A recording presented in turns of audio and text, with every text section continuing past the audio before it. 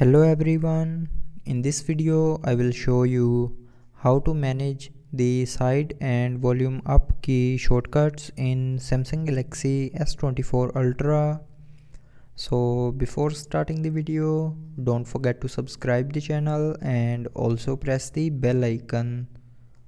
So first of all, open settings. Now in settings, scroll down and here click on accessibility.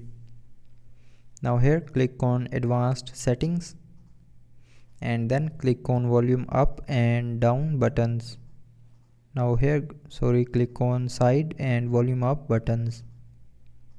Now from here you can manage the side and volume up key shortcuts. So if you want to add shortcuts to the side and volume up key, then tap on a shortcut to select it, and after selecting, the shortcut will be added to the side and volume up key shortcuts. And if you want to remove any shortcut from the side and volume up key, then tap on it to deselect it, and after deselecting, that shortcut will be removed from the side and volume up key shortcuts. So that's how you can manage the side and volume up key shortcuts in Samsung Galaxy S24 Ultra. So I hope you liked the video. Thanks for watching.